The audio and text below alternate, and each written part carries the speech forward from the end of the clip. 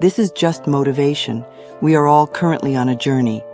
And I believe that the more conscious we are about it, and the more choices we make consciously, the better our journey is, or the easier or the quicker it is, that we get more rewards or that we have better health.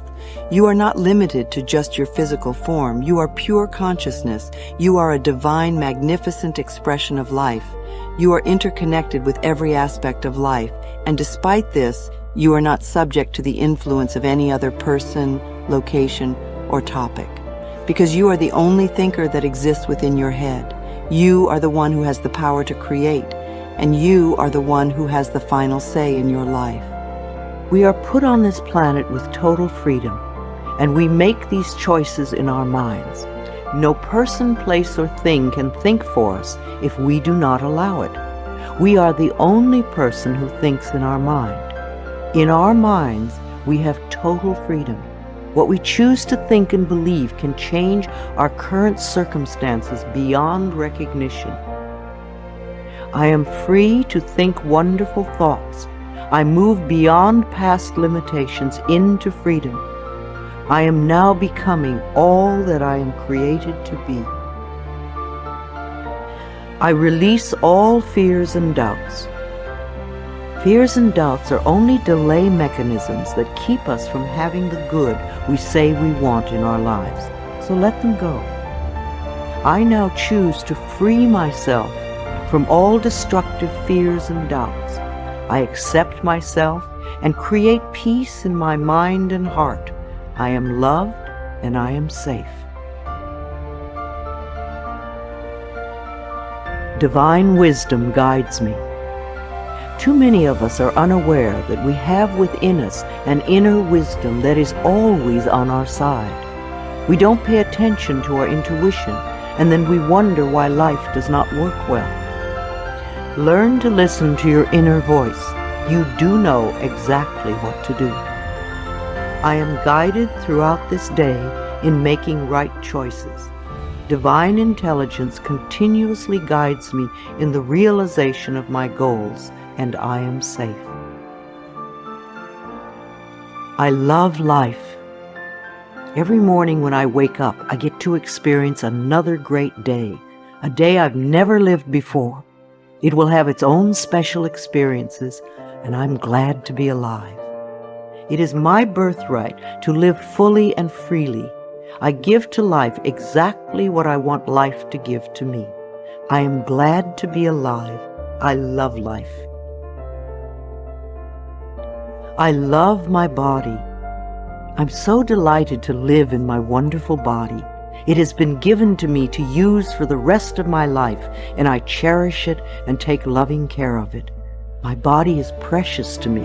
I love every inch of it, inside and out, that which I see and that which I don't see, every organ and gland, every muscle and bone, every single cell.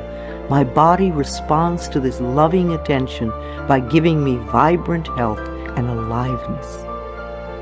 I create peacefulness in my mind, and my body reflects this peacefulness as perfect health.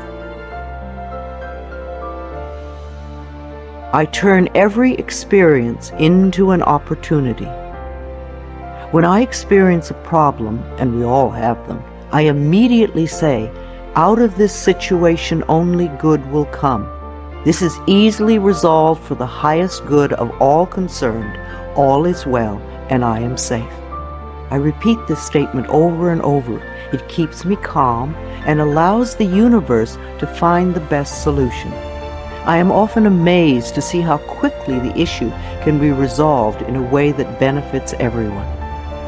Each problem has a solution. All experiences are opportunities for me to learn and grow, and I am safe. I am at peace. Deep at the center of my being there is an infinite well of peace, like a mountain lake, deep and serene.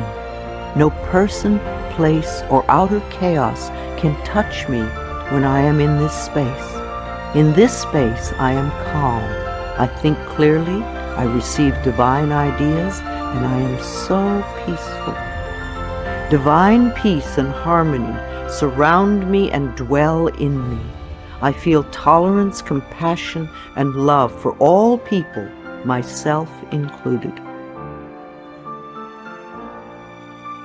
So, when we say human potential, unleashing human potential, it is not about reaching the peak. It is a trajectory. Because what our life is a combination of certain amount of time and energy. Time is rolling away for all of us at the same pace. If you sit, it rolls away. If you sleep, it rolls away. If you do something, it goes away. If you don't do anything, it goes away.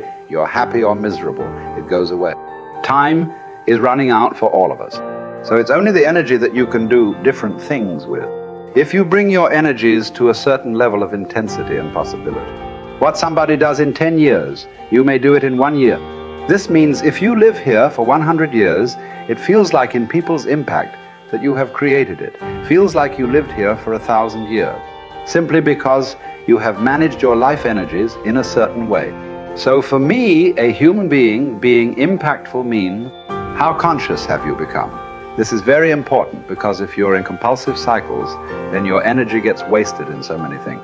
If you absorb people in a day, let's take 24 hours in that anyway. Most people by prescription in America, they sleep for 8 hours. So 8 hours means 1/3 of life is gone. In the remaining 2/3, they have to eat. They have to, shower, bathroom, or this or that. All this, another 2-3 hours gone. So literally 50% of life is gone daily basis, just for basic maintenance of this life. 50% of the time is gone in maintenance, remaining 50% what they have.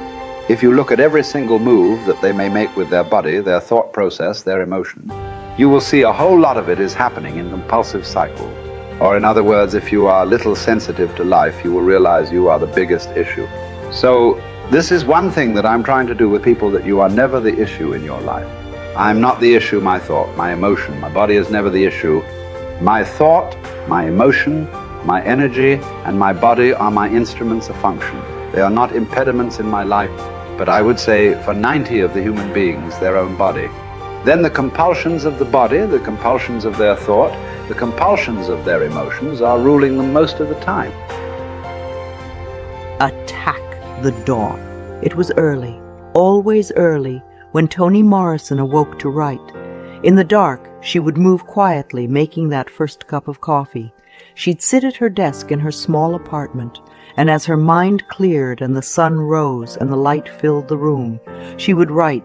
She did this for years, practicing this secular ritual, used not just by writers, but by countless busy and driven people for all time.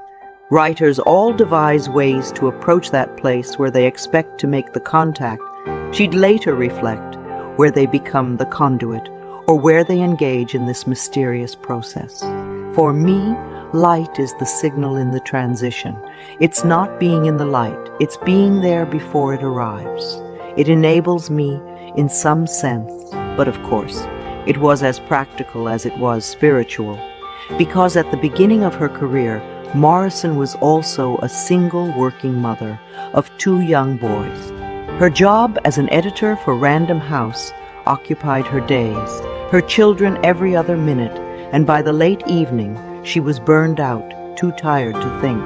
It was the precious early morning hours between the parting dark and the rising dawn, before her boys uttered the word "Mama," before the pile of manuscripts from work demanded her attention, before the commute, before the pawn calls, before the bills beckoned, before the dishes needed to be done.